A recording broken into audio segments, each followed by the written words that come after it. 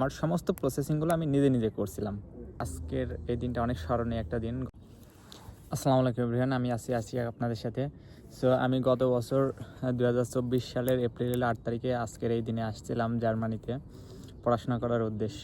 তো আমি এখানে পড়াশোনা করতে এসেছি মূলত অনেকের অনেক রকম কনফিউশন ছিল।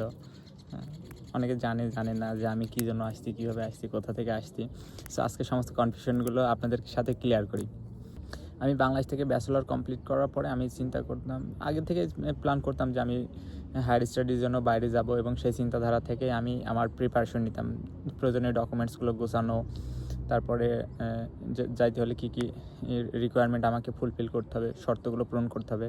তো যার ভিতরে প্রথম একটা শর্ত ছিল IELTS, এবং ব্যাচেলরের সিজিপিএটা একটা স্ট্যান্ডার্ড রাখা।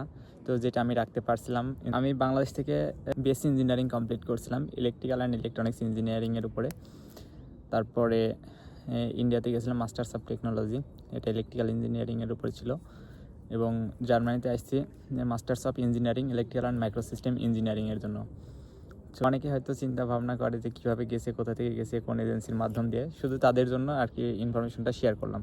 আমি মূলত আসছি এখানে পড়াশোনা করার জন্য, এবং আমার সমস্ত প্রসেসিংগুলো আমি নিজে নিজে করছিলাম। IELTS-এর স্কোর হাতে পাই, রেজাল্ট হাতে পাওয়ার পরে সমস্ত ডকুমেন্টসগুলো আস্তে আস্তে গোছানোর পরে অ্যাপ্লিকেশন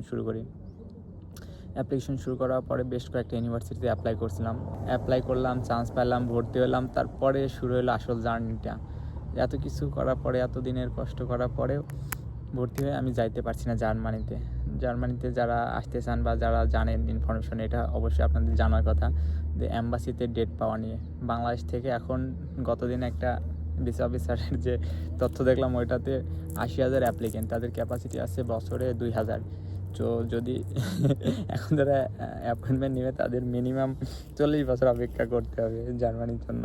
এবং আরেকটা শর্টকাট ওয়ে আছে, যদি কেউ আসতে চান বলবেন, অবশ্যই আমি সর্বোচ্চ সাপোর্ট করবো, যেটা আমি ইউজ করছিলাম। বাংলাদেশ থেকে 1.5 বছর অপেক্ষা করার পরে আমি আসতে পারি নাই, কিন্তু আমি এই পথটা অবলম্বন করে আমি জার্মানিতে চলে আসছি। কিন্তু তার আগে বাংলাদেশ থেকে 2 বছর অপেক্ষা করছি।